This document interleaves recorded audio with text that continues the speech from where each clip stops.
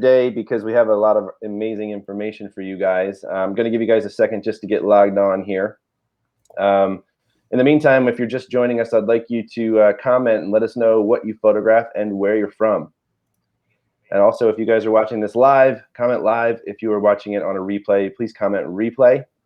Today, I'm joined by Pi, and last week sometime, we were having a little discussion talking about what we're doing to help the photography industry and help people get through this crazy time. And Pi was like, "Oh, I just made this video." And I was like, "Oh, really?" I was like, "Sweet." So I watched the video and I'm like, "Dude, this is like all the things I wanted to talk about." He's like, "All right, let's talk about it." Yeah, so it worked out well. So we're going to jump into a lot of that stuff today. Got some questions that we're going to do with him towards the end. So if you guys have any questions about any of the stuff that we're talking about live, please comment and ask those questions, and we'll be watching those closely, and whatever we can't get to while we're on this live, we will make sure that we answer afterwards. Man, we got people coming in from all over the place. Got Adrian in here, Nick's in here, Ori. Man, thank you guys for joining up. Very cool. I have the comments open too on my side, so I can see comments as they come through, Easton. Okay, sweet. I'll help to keep an eye on it. So I met Pi, what is it, like 5-6 years ago now? It's been a while, dude. I think it might have been longer. Maybe even longer than that. And I thought he was okay. I liked what his work was. It was all right. I think I challenged him a couple of times, and he was like, "This guy's a dick. I don't ever want to talk to him again." But we're friends on the backside of it, and I'm super excited that we can actually team up to really help and impact the industry today. So, agreed. Let's get started. Pi. So here's the one thing that I get asked all the time since we posted this is that people aren't sure how you made it from just the 3 or 4 of you guys starting this business to where you're at now. So before we even jump into anything else, can you give us a little glimpse behind the scenes? Take us back to day one, Lynn and Jersa. What led you up to that moment of starting this photography business? And then what did you guys do on that day, on that first day? That's so funny, dude. Because like, if you look at, like I think we do this across the board in every industry, but you look at, where someone is, and then you kind of think that it always was that way. And I will be completely honest with you. We have a lot of room to grow, and where we started was the exact same place that everyone else does. In fact, I would say we were far worse because I wasn't a photographer. I wasn't an artist. I wasn't anything. Neither was Chris. Neither was Justin. We were just 3 accountants. We were CPAs. We worked for Ernst & Young. We quit to like try up a web startup. The funding got pulled. It was right after that 2008 recession when we had funding. And then 2009 January, the investors said, "This is too risky now. We're no longer going to invest in this." And it was figure out what to do. We'd quit our jobs like a month prior. So we were in that boat. And if you'd like, I can go into what kind of made me think about photography. But stepping into the world of photography, we were working out of our 1-bedroom apartments. I went to Costco to pick up my first camera kit because I thought it was a professional kit. So I went and got the Rebel kit because that's the pro camera that you get if you want to shoot professional pictures. Like, this is the level of knowledge that I had at the time. So like, just imagine. And then I took that camera out, and my first photograph, Easton, I shit you not, it was flowers. The first thing that I shot pictures of was flowers, and I was like, "That's a nice flower." Yo, that's really funny. I have to interrupt you for a second because when I was in high school, I got my grandfather's camera handed down to me, and it came in this beautiful leather bag with all these old lenses. And the first thing I tried to take pictures of was flowers outside of my school. And I took all these pictures. All of them were black, just completely black. It's the first thing because you're like, "Hey, it's holding still. I don't got to worry about like movement. Let me just try this out." Like it's not an animal. It's not a person. Yep. Yeah. So anyway, flowers. I was horrible. All right. So basically, you guys were in these, like, you went to school, obviously, you got a good education, got these, stellar jobs, and all of a sudden everything's crashing around you, and you decided that photography was the way to go. Yeah, so that was what was interesting was we, at this time, my dad, a very Iranian immigrant mindset, said, I don't know why I paid for your schooling if you just quit your job at Ernst & Young. And he was very upset and disappointed. And I just said, "Dad, I feel like, I need to do something that's different and and step into something. I didn't even know what that was at the time, though. It was going and trying to start up and then failing at that and trying a couple other things and failing at that. And meanwhile, we saw this photographer shoot a friend's wedding. And I just so happened to ask him, how much are you getting paid today? I was like, this is curious. I didn't even know that this was like a job. Mm-hmm. And he said something like $1,500. And I'm like, oh my gosh, you're getting $1,500 to like just shoot for a couple hours. I mean, like every possible like mindset mistake you can think of. Right. I was there. Yeah. I was like, $1,500 is great, man. You get to shoot for. He's like, well, it's a little bit more than that. And I'm like, no, but it is that. You just show up for one day and you get $1,500. And so I told Justin and Chris, maybe we should look into this photography thing, and maybe we should shoot weddings to give us a time to figure out what we want to do next. Mm.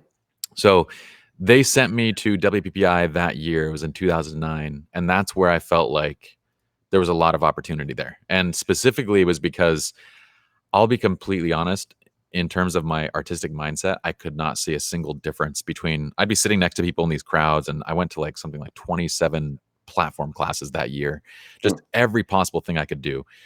And I'd talk to people that I was sitting next to and say, hey, show me your photographs. And they'd show me their images, and they were incredible. And then I'd see the people on the stage speaking, and they'd show me their images. And I'm like, they're incredible. Like, these are so much better than the flowers that I'm taking pictures of. But I couldn't tell the difference. What I could see was that the people that were speaking generally understood business. And that's when I went back and told Justin and Chris, I said, I think there's significant opportunity here because we know business. We just need to learn how to take pictures.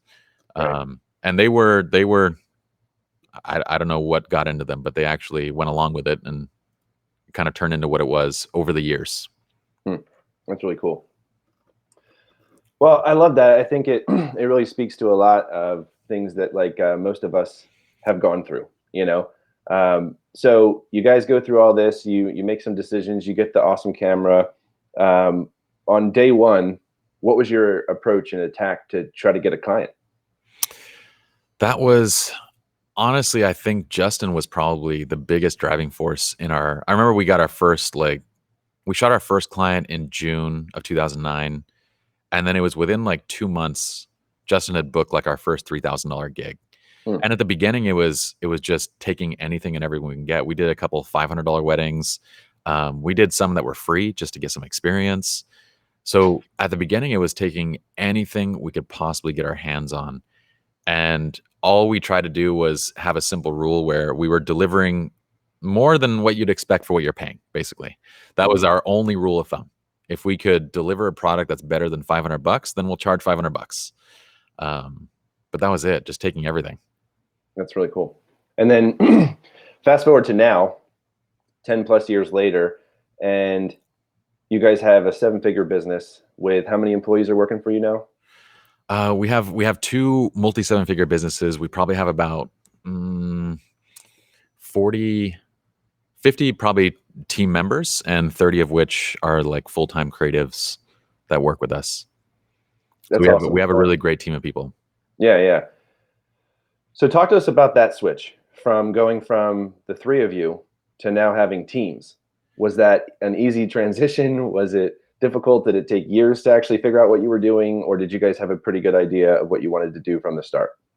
No, I mean, like everything, dude. I feel like it's all these slow transitions, right? So it wasn't going from 3 of us to 30. It was going from 3 of us to 4, and then to 5, and then to 6, and so we hired our first team member, I think, in 2010, and then we just kind of kept slowly adding more as we felt like, okay, now we need a studio manager to handle all this stuff. You know, our very first studio manager was the very first photographer that we hired, Joe. Became our post producer, and then he became our studio manager, and then he was shooting so much that he couldn't handle both things. And when it was at the place where it was like, okay, he's so busy that he's just exploding, then we were like, let's get a studio manager now to manage this stuff, and let's go and hire each of these different pieces. So you kind of grow with each of these phases. I think if anybody jumps from 1 person to 5, you're going to fail. Like, I don't know that there's a way to do that and navigate that successfully unless you have funding. Yeah. You know, that's a little bit different. Very cool. All right. So now you guys are 10 year plus beyond that, and we're on a pandemic lockdown. We can't shoot. We can't, like, what's happening with the world? It's all falling apart. Um, so times are really tough. Is it possible to still book right now? And are you guys? I know we've been talking about it a lot in our group. Someone posted a poll, and it actually seemed as though people were still booking weddings. Not sure about the rest of the stuff, but how are you guys doing with that? We're doing okay. I mean, we're still booking. We are probably around 25 to 30% of our capacity in terms of the leads that are coming in terms of the number of bookings. Hmm. So where we might be booking 30 to 35 weddings a month, right now we're booking like between 6 to 10.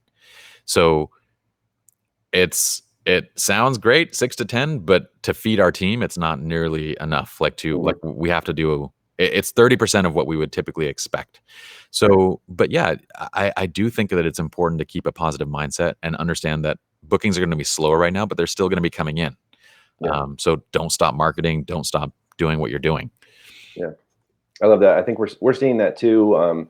They're definitely slower. We actually stopped taking weddings about a year and a half ago, and when this all started, we had just opened our boudoir studio, and so we were like, okay, maybe we should like put the brakes on boudoir and reopen weddings again because we already had the entire infrastructure in place to do so.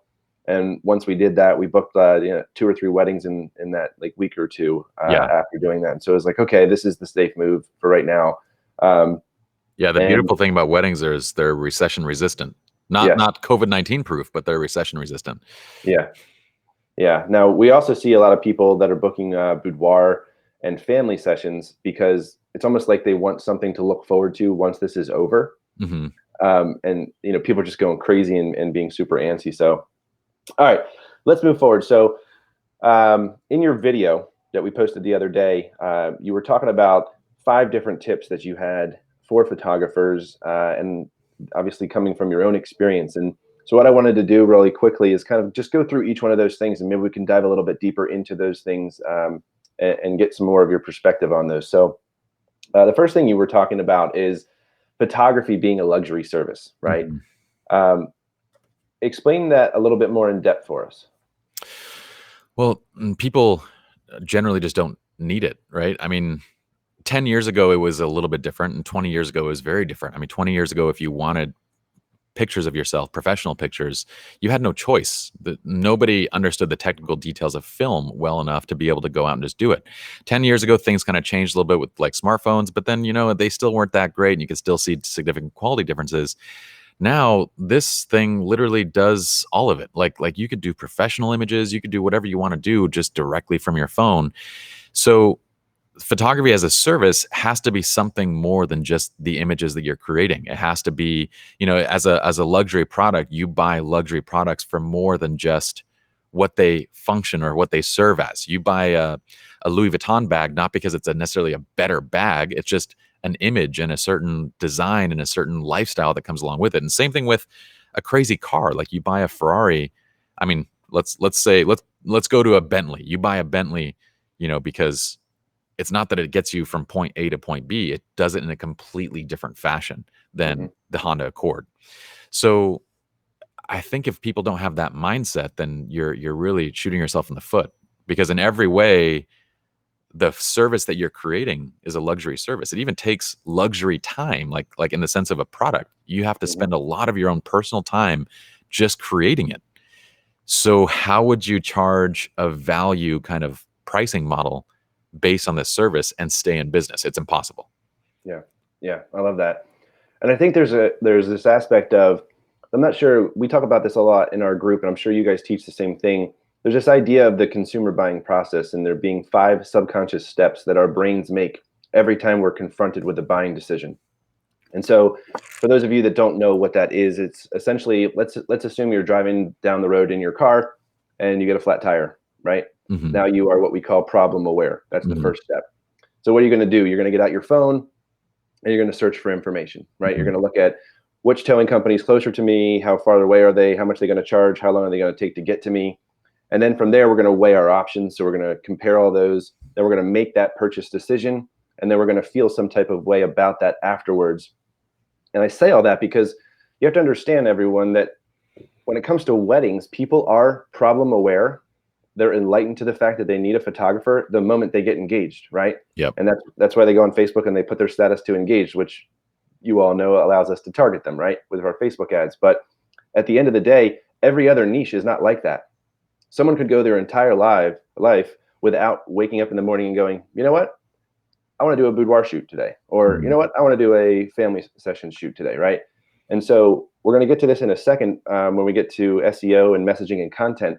But that's why it's so important to have things that help people in their decision-making process on your website, right? Yep. And, kind of lead magnets and taking the hesitations that those people may have and sort of squashing them, but also then rebuilding the correct mindset you need them to have so that they stop logically thinking about their purchase and they start to emotionally invest in their purchase. Mm-hmm. Is that anything? Do you guys do any of that? I know messaging is big and content is big for you guys, but as far as the Linen Jersa side, how have you used that to help sort of propel the business? Well, that's a very loaded question. So in terms of the messaging side, I think one of the things that we do is we don't rely on any one specific platform of engagement. We rely on multiple, and I don't think it's important that you pick everything. I think it's important that you pick a few things and do them very well. So some of the things that we do well is on the SEO side. But like you said, this is once people understand that they have a problem, they're going to go and search online. And so we want to target those people right away. We also want to then, kind of loop our way into the vendors and the people that they might be associating with. So from venues to vendors to each one of these different places, we want to have multiple touch points. Because I think along with what you're saying, there's also like another stat that talks about people needing 7+ touch points on a brand before they make a purchase decision. So we want to make sure that they run into our website when they first start researching. They see credibility, some beautiful images. They spend their 15 seconds on the site, and then they go and figure something out. Maybe they drop us a line, maybe they don't. But then when they get in touch with that wedding planner or when they go and talk to a certain venue, that person might have our images up on the wall and they think, oh, I actually saw their website. How are they? Or some sort of thing to kind of tie them in together. We find that most of our clients will actually make those decisions after having a couple of these touch points. There are some people that purchase by going straight through research. They go SEO to your website. They grab websites, compare them. But that is kind of more specifically in the $3,000 to $5,000 range of client.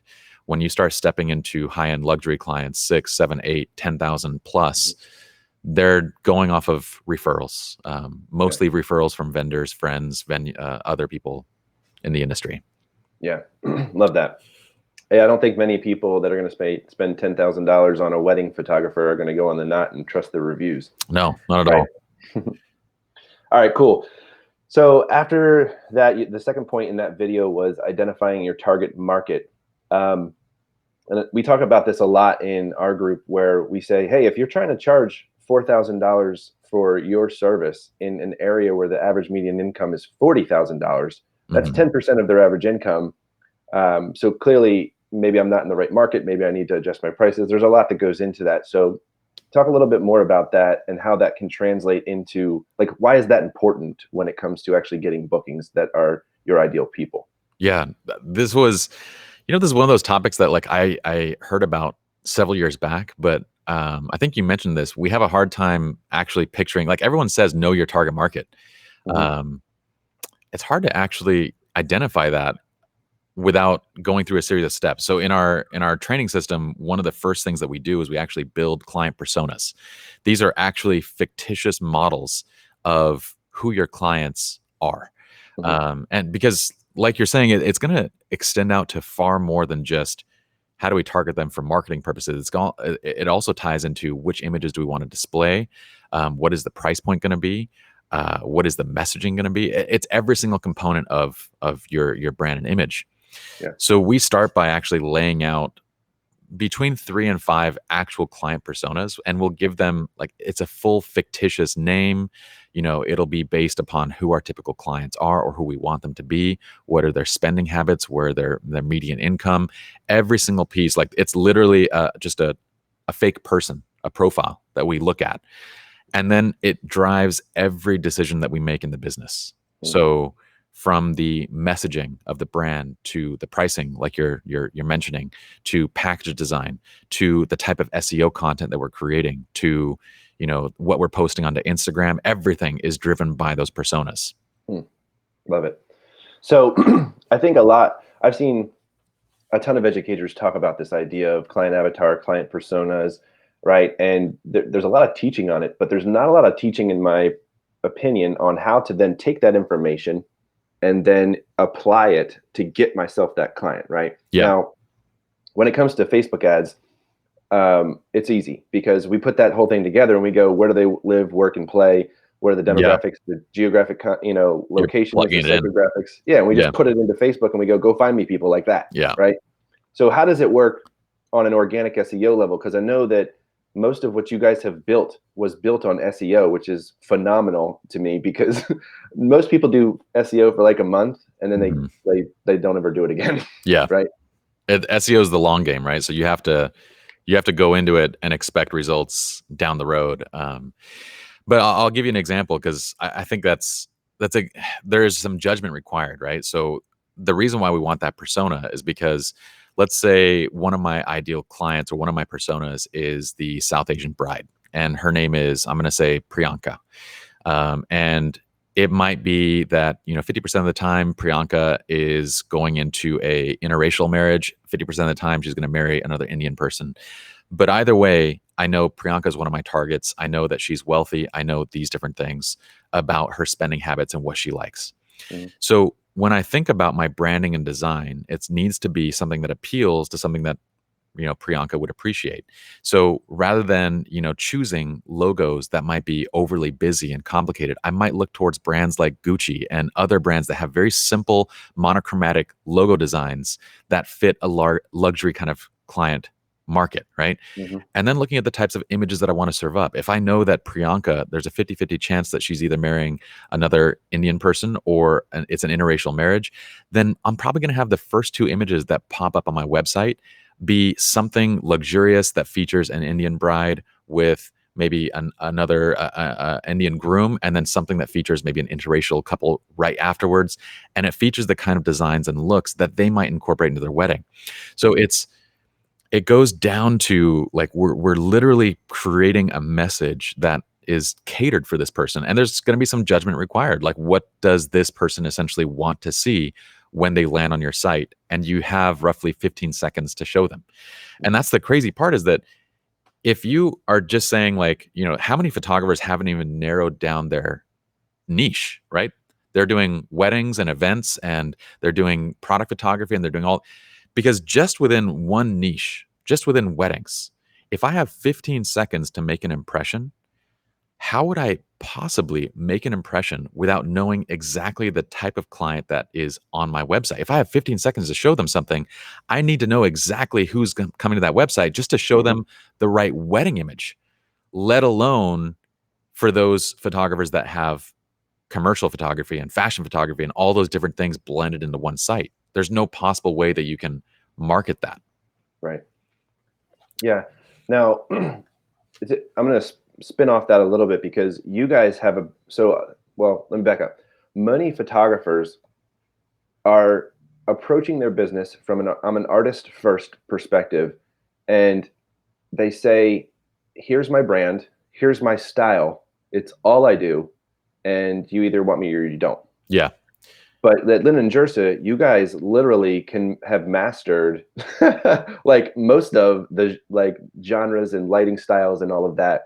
And so I'm interested to see your perspective on how you guys pull that off, because you're not just attracting one type of person from the outside perspective. From what I can see, it looks like you're able to produce light and airy, you're able to produce moody and dramatic, and everything in between that. How does that work? How do you market that? Well, so I always say, like, start with that one thing. And once you've got the wheels turning and once you've got things moving, then you can go ahead and spin up additional plates, right? But focus on that one plate first until things are going well. And once they are, then you can kind of spin up other things that are sort of offshoots. And that's kind of what I consider other styles, right? We have once we have, 300 to 400 weddings a year, there's a good portion, 10% of those are going to say, can you do this style, or can you do this, or can you, and we can design products catered to them, which aren't necessarily the front focus of our marketing. It's just Mhm. an additional product that we have, right? Right. At the beginning, it's very difficult to do that. And along your lines, you kind of mentioned, like, I do feel like there's multiple ways to start up a successful business. I think that you have to plan accordingly. You mentioned, like, you can decide your style, your look, and everything right up front and say, this is what I am, hire me or don't. Or you can say, like, let's look for a target market and let me design or at least feature the product that I want to sell to that target market. Mhm. Now, I think in terms of, like, if you were to relay this into like a different platform, Joe Rogan would be the person on the right side that is like, I'm gonna I'm gonna just be who I am and allow people to come to me when they want to come to me, right? And on the left side, if we're talking podcasters, you'd say, Malcolm Gladwell or Jocko or any of these other people that have very niche based focuses are targeting a specific type of person. Mhm. Now, what you'll generally notice is that on the niche based side, they can launch and get successful far quicker. They can Mhm. they can reach their audience a lot quicker and get to a good following and support themselves fast because they know exactly who they're speaking to. On the other side, you expect to be in it for 5 to 10 years Right. before you can reach enough people that say, I just love what that person does and how they do it, and I'm going to hire them for that exact thing. So it takes time. And Joe Rogan has even said that on his podcast that he kind of intentionally didn't brand anything or create a message. And that's kind of why it just slowly and organically picked up steam. And eventually you have a broad market product. Mhm. But at the beginning, it's difficult to launch that. Yeah. Yeah. That's really good. All right, so let's pivot to the SEO part of the messaging and content, because I think we kind of touched on the content part. Now, like I mentioned before, that your SEO guide book or ebook that you guys wrote probably, I don't know, 7, 8 years ago at this point, that's still relevant today, is what really helped me in positioning our business for success with SEO.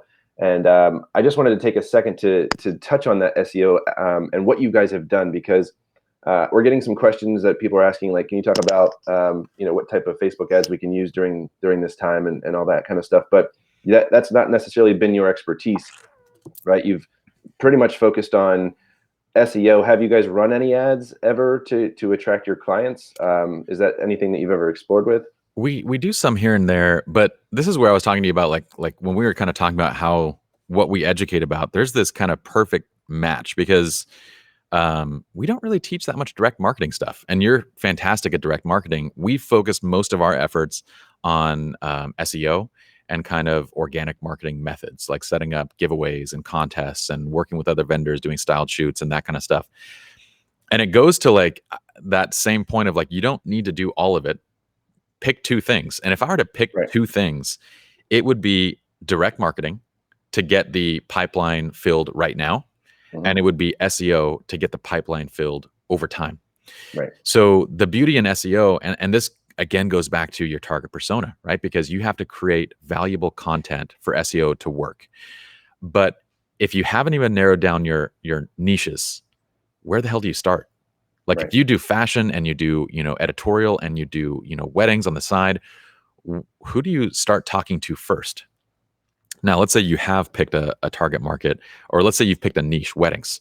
Now, which client on that side are you going to speak to? Because the Jewish Orthodox mother who's searching for a wedding photographer is going to want very different kind of tools and resources and information than, let's say, the Indian bride versus the wanderlust, couple that wants to go travel and do destination, type stuff.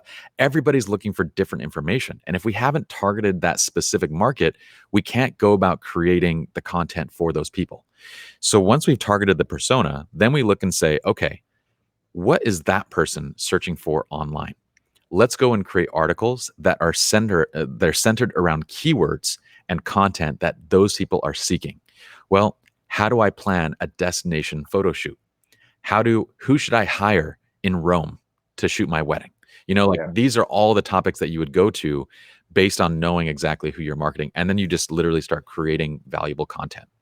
Yeah, I love that, and I think that's the piece that people miss a lot, and then even our students struggle with it, right? So they come up with their client avatar, and then it's difficult, right? Because it's like, well, I want to book family sessions, right? And it's like, okay, well, you need to step back and put yourself in their shoes, and what organizations are they members of, right? Where are they spending their time? Or maybe you're doing seniors, right? Mm-hmm. What video games are those seniors playing, Mm-hmm. right? Where are they shopping for their clothes? These are all the types of things that you need to think about. What sports teams are they following, right? Because most likely they're all shopping at the same place. They're all playing the same video games. They're all listening to the same type of music. Yep. And so that helps you. You're not necessarily just going, all right, well, what do I put in Facebook, or what do I put in my SEO, to attract those people? It's kind of that outside of the box thinking of taking a step back and going back down the road a little bit. For sure. And it also shows you, like, if you want to do senior portraits, start looking at what people that age are posting to their Instagram accounts. Like, what types of images get them excited? Mm-hmm. Yeah. All right.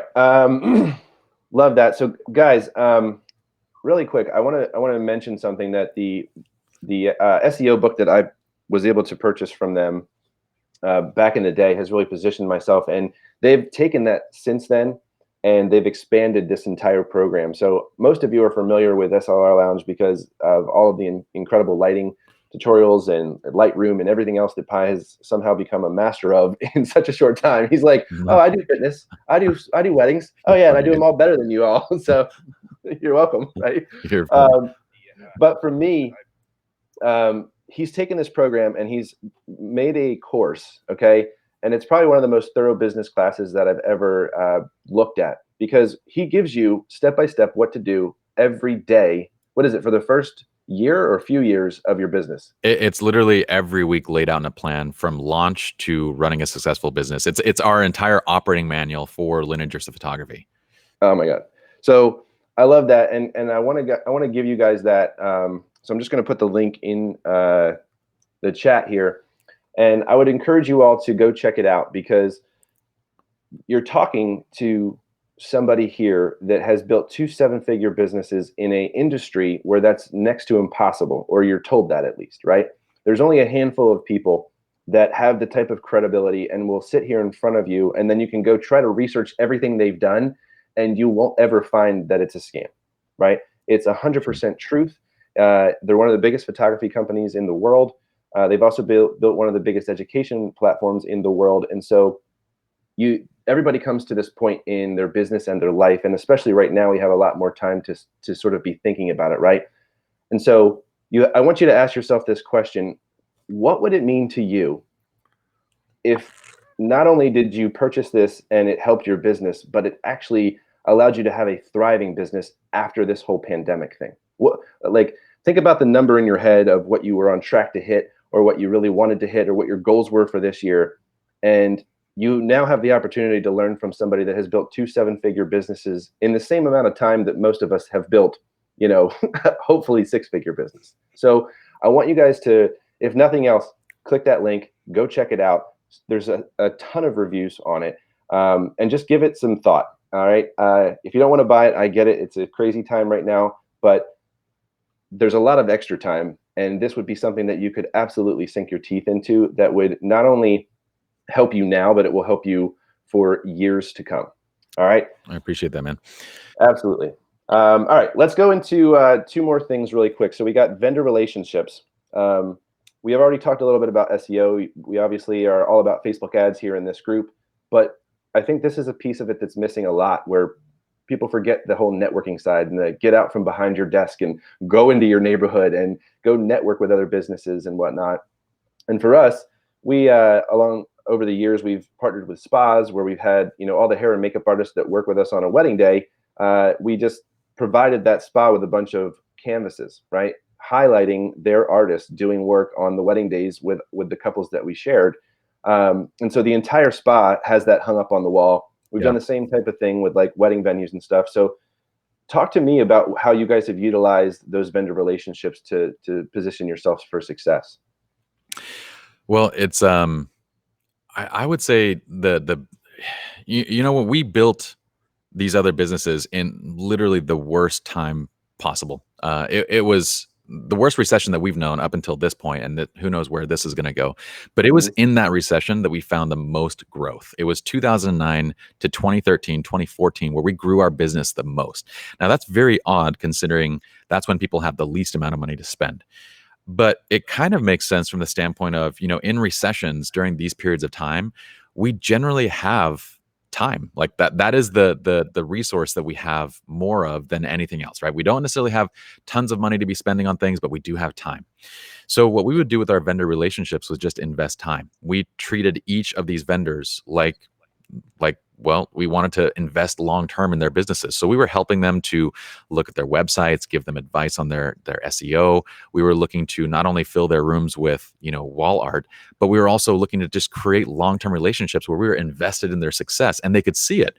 We would spend the time to, have an hour-long phone call and let's talk about your floral business and what we could do to help. You want to get some more images? Let's do a styled shoot. I'll give you all the rights to those images. It's odd that we can be so protective of our time and our, especially our photographs. Like you go to a wedding and I've heard of so many photographers that don't give their vendors their images unless they pay for them. Right. That blows my mind. I'm like, dude, these people are literally telling you and they're happy to market for you. And they were as much a part of that day being successful as you are. And you're telling them that they should pay for it. Right. So in my mind, it's like, fine, we've told people online you should be willing to share. But if they're not willing to share, that's okay too, because we are. We're willing to help those people around us. And there's more than one way to help them. Yeah. Yeah. Love that. Okay. So vendor relationships are super important, guys. If you are sitting behind your desk and you've bought all of Pi's lighting workshops and now your lighting work is amazing and you feel confident in your portfolio and you're sitting there going, I have this great work. How come no one's finding me? It's because there's more, right? You need to take the first step into diving into the business aspect of your everything now, because, and let me say this, most people have dreams, right? Pi, like all of us have dreams of what we want our business to be. For sure. The difference between people that achieve those dreams and that don't is typically people don't even take the first step. So without taking that first step, how could you ever get to the goal, right? Because that first step is oftentimes the most scary. It's oftentimes the most unknown, right? We don't know what's on the other side of that door. We don't know what we're going to see when we walk through that. And so I feel like the biggest thing that has helped me to get to the point where I'm at in my businesses is finding people that I can connect with that are further along in the success journey and further along down that road than I am, so that I can, number one, say, hey, how can I help you, right? But number two, what can I then learn sort of vicariously through being around that content and that person, right? Who in your life was that for you, if anybody, to help you? Like, I don't know, for me, I have mentors and I have mentors, the people that I'm mentoring, but I also have mentors because I feel like it's a good balance. Who, you don't have to say the names, but did you have people in your life that were helping you get there? I mean, I would say probably the most influential person in getting us started was John Solano and Brian Marcus. So Brian Marcus is out of New York. He operates Fred Marcus Studios. John Solano is up here in Beverly Hills.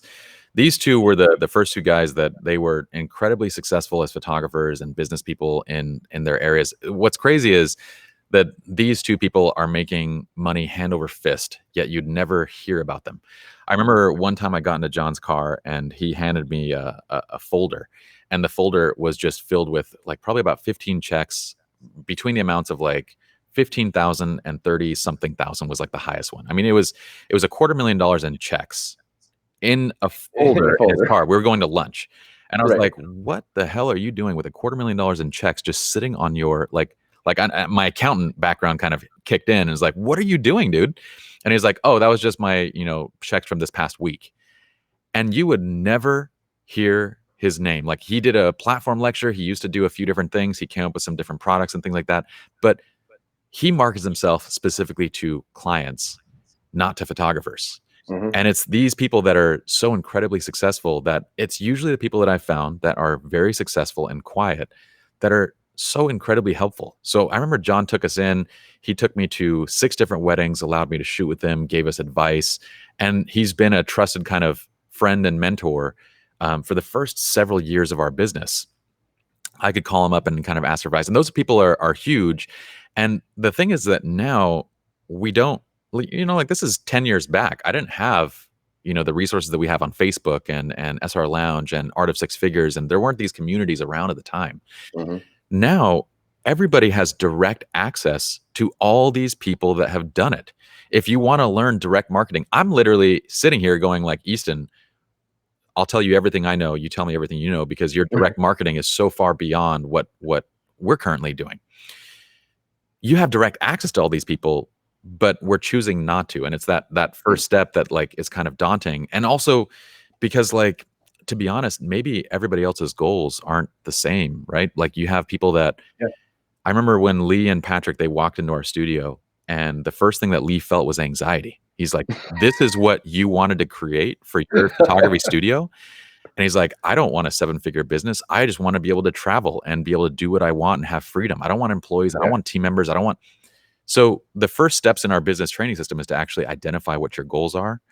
And then we literally lay out a plan. It's week by week, step by step, because those are the difficult things, right? Knowing where to go next. Mm-hmm. So anyway, there's a lot of people that have gone through. We have thousands of photographers that have gone through it, and a lot of them are in here and they're kind of chiming in. I really appreciate the kind words that they're saying, but it ties into your thing of like the resources now are right in front of you. It's literally just a matter of choosing whether or not to do it. Yeah. So I'm going to pivot to this next question because it's something I've been wanting to talk about, and I feel like it kind of spins off of that last comment there. So when I was teaching and selling lighting, it was easy to sell those courses, right? Not a big deal. People bought them, they logged in, they took better pictures. It was great. I started teaching business and direct response marketing, Facebook ads, right? Crickets, right? But not only crickets, people will buy my course, and I would say 1 out of 15 people, 1 out of every 15 people never even logs in. Mm-hmm. And it's almost like there's this glorified starving artist mentality out there, because I go to a lot of the different conferences that are around, and oftentimes you'll see somebody up on stage that you're like, does that person actually make money? Yeah. Like they're talking about this, but like they only shoot 10 weddings a year. They're saying that their average is $3,000 to $4,000 a wedding. I don't understand where the money comes from, right? But when it comes to the education of business, like only 90% or only 10% of the time, for the most part, we spend shooting, right? For sure. The other 90% of the time is working on our businesses, and yet most of us don't know what to do. Yeah. Right. We don't know where to start, what to focus on. What should I do on Monday? What should I do in January? What should I do in November? There's a lot of different time frames. Promotion calendars are obviously really helpful and stuff like that. But at the end of the day, do you see the same type of thing when it comes to your business education versus your lighting education? 100%. You can even, I think on the homepage of SR Lounge, it'll show the number of students enrolled in each course. Oh, no. And it's like 2 to 1, on the business side. And then on the business side, there's a lot of people that just don't complete it. And I sort of get it from the perspective of like, there's a lot more people that are interested in photography as a hobby than photography as a business. So that kind of makes sense that, photography as a business is already a niche of a niche. Yeah. But at the same time, we both know so many photographers who have started a business, been running a business for 5 years. They're struggling and they haven't completed the education for it. And that breaks your heart, because it's literally like what is going on? And so, during this whole pandemic, I spoke with Justin and Chris, and I said, why don't we reduce the pricing of premium membership to literally our cost, the cost of keeping our lights on the studio, keeping our employees paid, and we'll lock in everybody for our cost. And hopefully in the long term, like this works out for us too. But at least that can be our commitment to your education of like, we're going to bring the price down to what should be $10,000. We're going to bring it down to like $249 a year, and we'll even lock you in at that price point. So if it's something that, you're not grappling with these, just the bare essentials of life right now, it should be a no-brainer. And even then, it's difficult to get ourselves to invest in our own education. We'll invest in so many other things, but we won't invest in ourselves. And so this has always been an odd thing for me. I learned the power of education when I was 19 years old. And I made a kind of rule when I was that age that was the one area that I would just freely spend money on. And it's never like, not freely in the sense of like, I'm going to go and spend, $2,000 on a workshop that I don't know about. I'm going to do my research. But when it comes to my education, if I know it's valuable, I'm going to spend on it. And that's always paid dividends far beyond in my life. And so it's one of those things that I don't know, it's that thing that I've been able to rally behind that's made such a big difference. But you're right. Like there's a lot of us that we buy books because it makes us feel good and to put it on our shelves and to relate to the person that wrote the book, but then we don't read it. Dude, I've done it. I've done it a lot. I still have courses probably from when I was first starting that I never even, finished or whatever.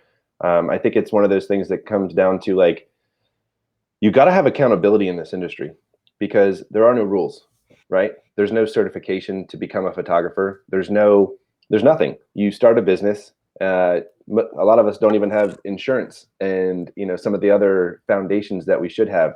So I think there's no real roadmap. And I think that the fact that you guys have taken the time to not only build this, 7-figure businesses over this time, but then to put basically a field manual on how to repeat that is incredible. So I love that. All right, let's move on really quick. How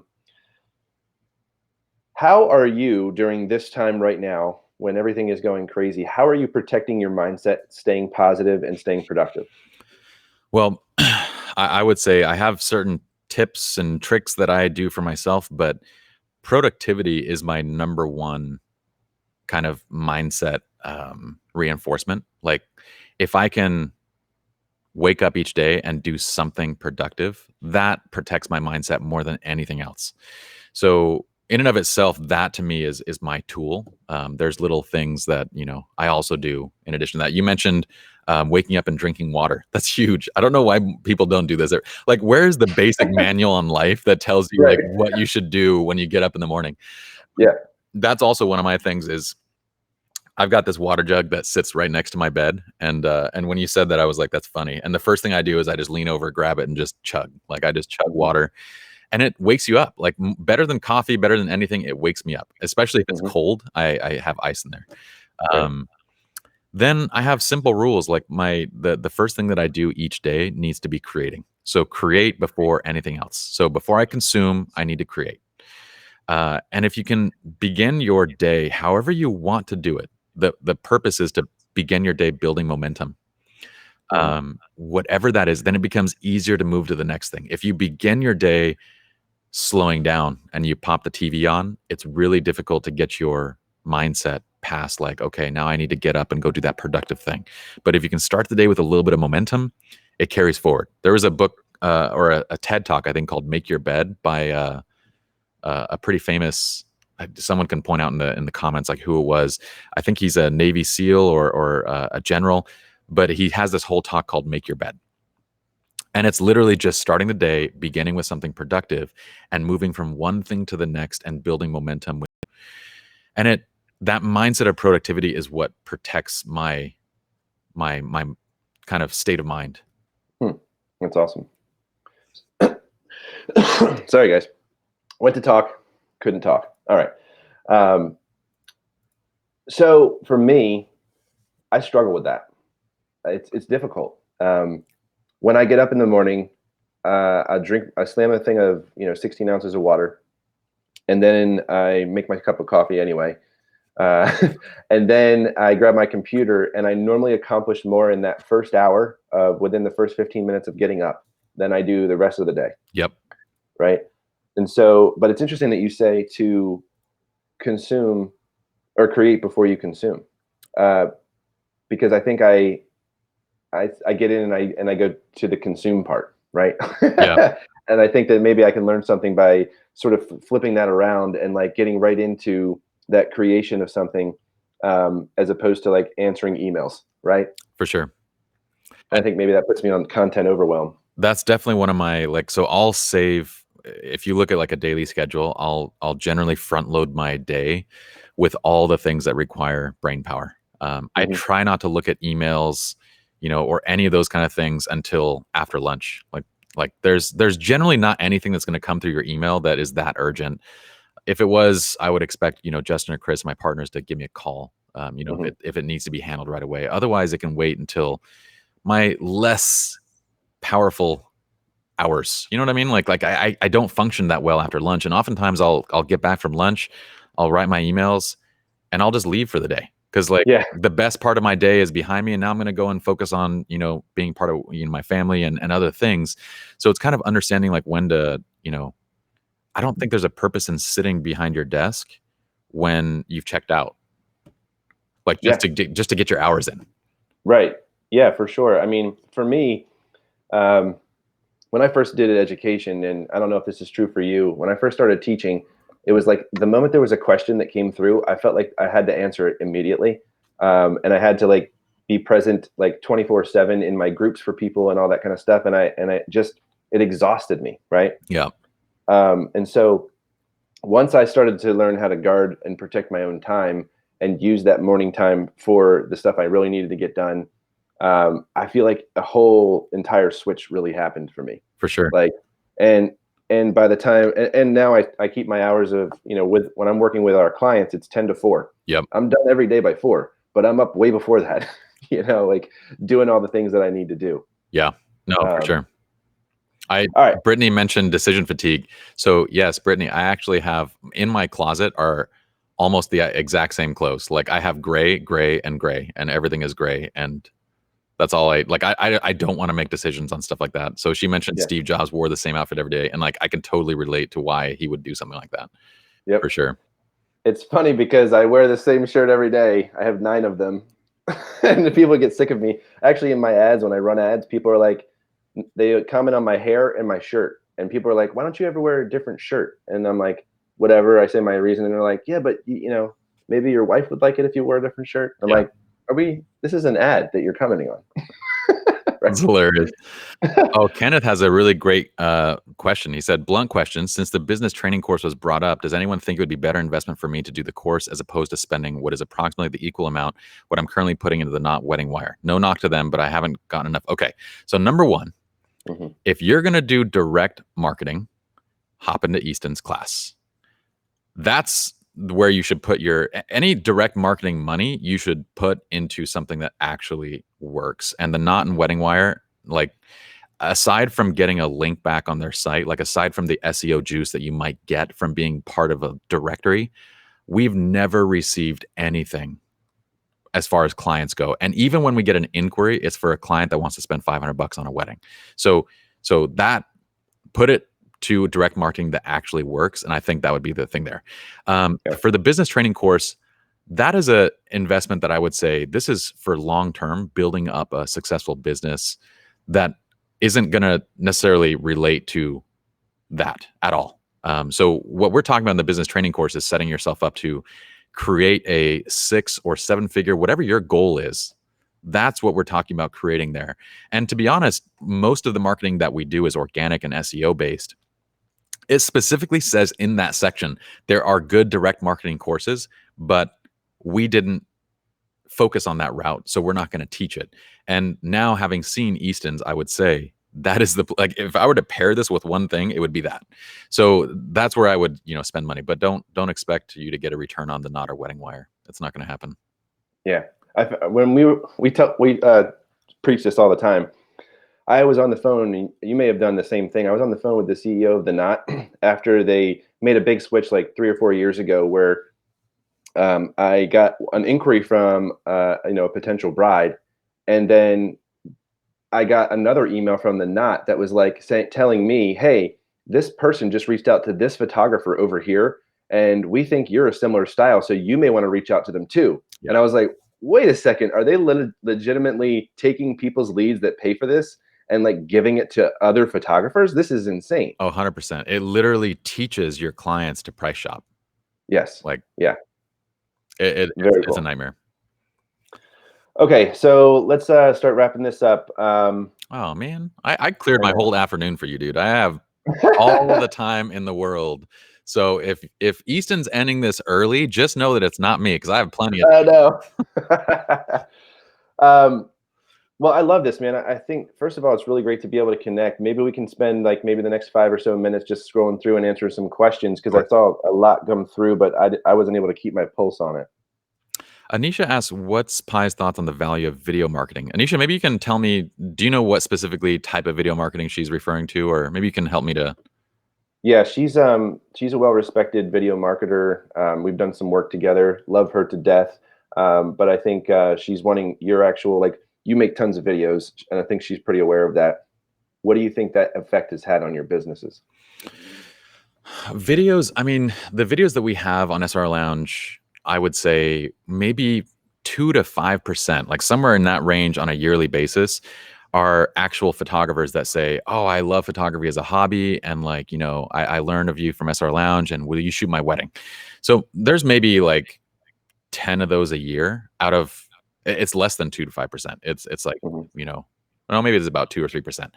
But there's maybe 10 of those a year that we might get so on that side, it's not super helpful, and I wouldn't rely on that. What I would rely on is video content that follows the same rules of SEO.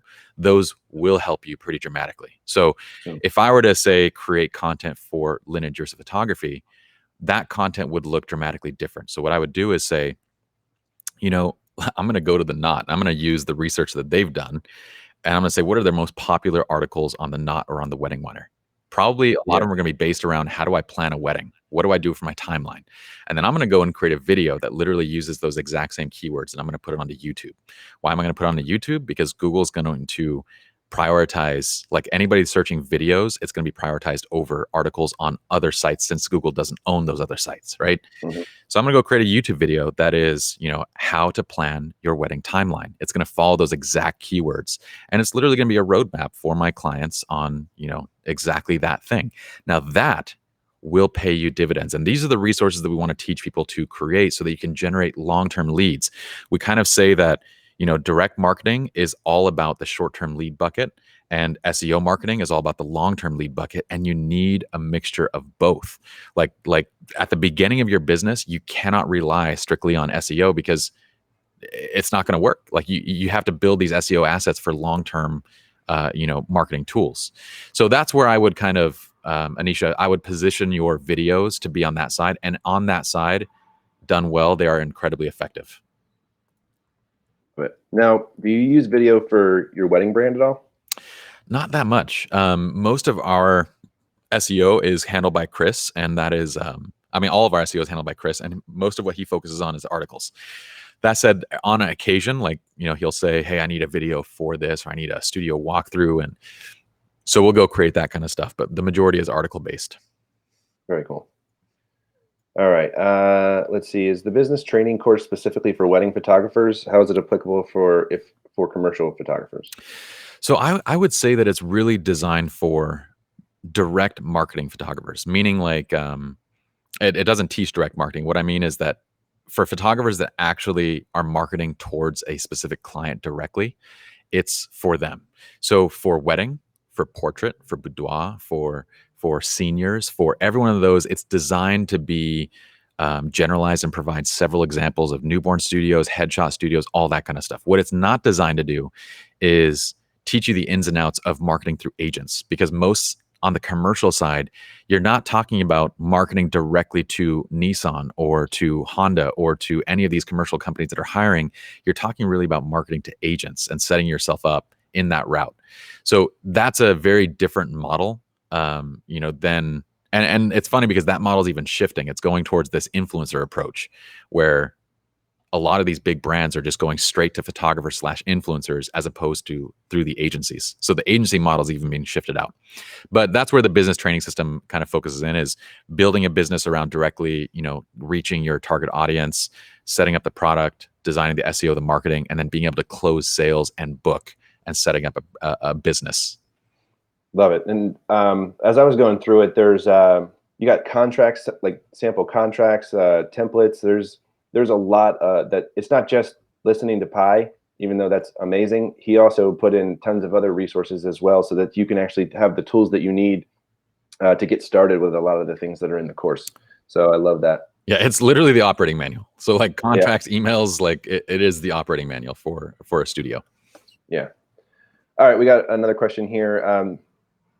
Want to take this time to reposition my business, focusing on a more affluent client. What are your thoughts on having a studio with your name versus a studio with a name of something meaningful to you? Yeah, so I actually talk about this in the course. There's two different benefits of it. So a studio with your name is generally going to be a little bit easier to market from the get-go, because you can essentially build your brand around yourself, and people know that when they hire so and so photographer, they're getting you and they're getting that brand, they're getting all those things. That said, like so let's say Easton Reynolds versus Easton, do you have you have Blu-ray photography, so that's pretty much name based. But let's say you started up I don't know, six-figure photographer, and that was a photography business, right?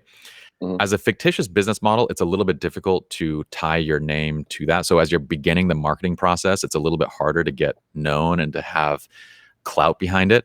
If you plan to go the associate route, like where you actually 5 years down the road, you want to bring associate photographers into your brand, it's a bit easier to get those associate photographers to rally behind a fictitious name rather than your own name. Because when it's your own name, then clients that come in will have a certain expectation, and you have to do a lot of, so we do a lot of re-education when people come to Lynn & Jersey Photography to get them over to associate photographers. And that re-education has to be very specific. Otherwise they feel like they're getting shortchanged. You know, and they're not getting Lynn or Jirsa, they're getting one of our photographers. So a fictitious business is a little bit easier to market and sell when you have an associate team down the road. Your name is a little bit easier as a marketing and sell right now, but there's no necessarily right or wrong way. Love it. All right, let's see. There's so many comments at this point, it's hard to keep track of. So if you have one, just go ahead and spout them off. So where do you see wedding photography and film? This is from Nick Marina. Where do you see wedding photography and film going in the next 5 to 10 years? That's a good one. I mean, film is funny. I don't necessarily see it going up or down. I see it kind of just always being this little niche that if you do, there's going to be a certain clientele that wants it. Wedding photography, I think spending and event habits are going to change in the immediate term. Like in terms of like the next 2 years, I think we're going to be seeing a lot of elopements. We're going to see a lot of smaller weddings, destination weddings, people using the pandemic as an excuse to cut down their lists and say, we're going to do something like smaller and intimate. It doesn't necessarily mean that they'll have less to spend on their photography, because that's going to be important, but it means that the type of events that they're putting together might change quite a bit. But yeah, the film is an interesting one. What do you think about film, Easton? It's funny that was brought up, because I feel like it's actually it's going to be more prevalent again. And that's because of millennials, Gen Zs, and Gen Xers pushing it just like they are with records.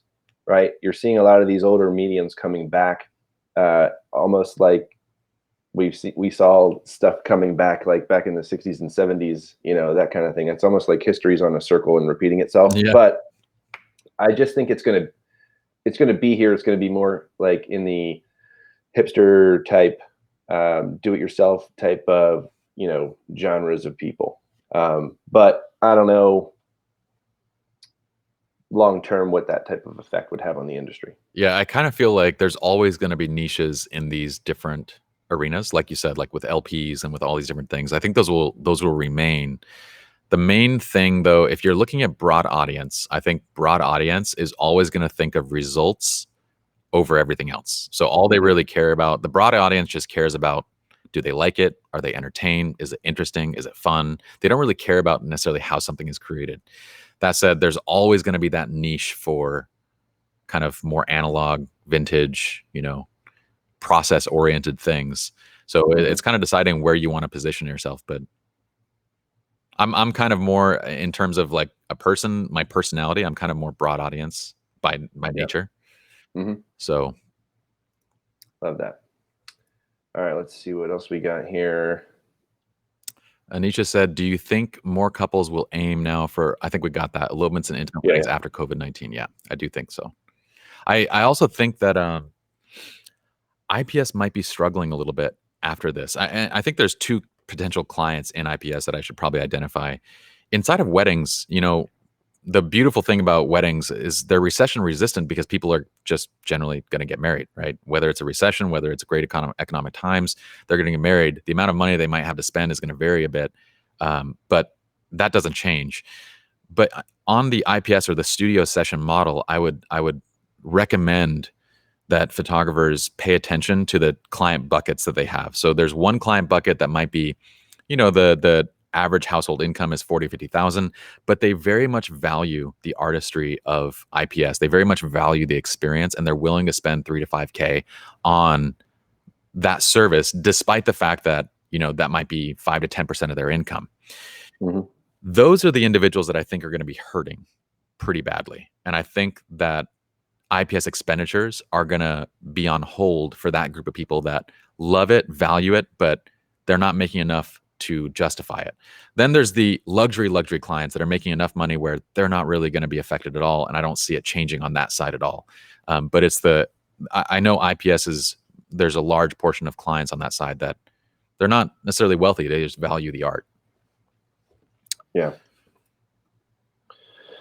All right. It's hard to keep up.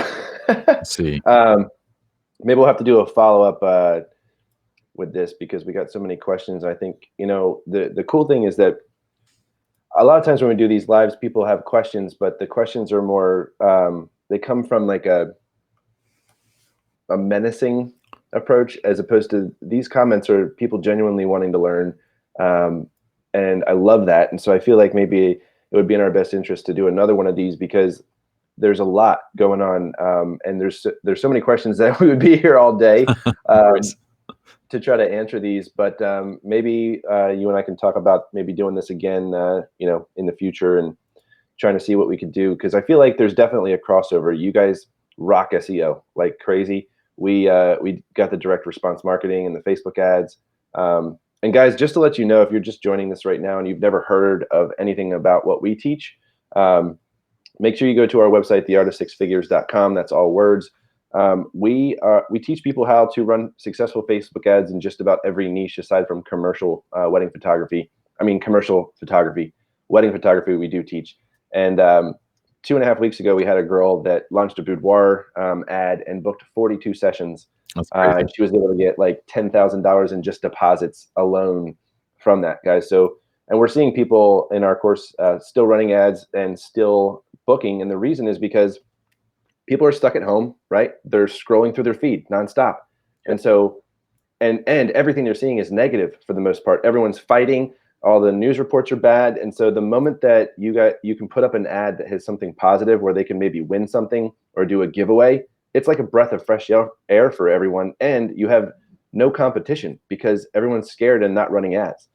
So we've actually seen the ads cost go down by 7 times what they normally are. I've never seen them as low as they are right now. So check out, we have tons of free resources on the website. If you're not quite ready to jump into the course yet, we have a 7-day free Facebook ads challenge that I would encourage you guys to check out. But most of all, just get into our group. If you're watching this on one of the platforms that's not in our group right now, make sure you get in the group, because we take our group super seriously. We don't let people just hang out in there and consume. We want real people that really want to grow their businesses. And we do this type of education at least 2 times a week. So check it out. Pi, thanks, man. Thanks for joining me. I appreciate you having me, man. This is the best time for people to invest in their education, the future of their business, right? Like the marketing, like the time when everybody's running from the market is the time when you should be putting your time and your money into it. If you knew how to target the right client right now, like you said, the marketing rates have dropped so dramatically. So it's huge. I think everyone needs to, no matter what you do, whatever you purchase, whatever you do, this is the time to invest in yourself 100%. And just before you guys go, I want to read this to you guys because I want to give you some encouragement. So Google, Microsoft, Salesforce, General Electric, GM, and Facebook all started and founded their businesses right before economic meltdowns. And General Electric, General Motors, Microsoft were founded during recessions. Uber was founded when the world economy was on its knees in 2008. Linden Jersa and SLR Lounge was founded just coming out of the 2008 recession. And guys, it is absolutely possible to have a thriving business now and after this is over. One thing that I want to tell you guys is keep your head up, keep your mindset strong, and surround yourself with people that can keep you positive. All right? Love it. Love you guys. I will talk to you soon. See ya. See ya.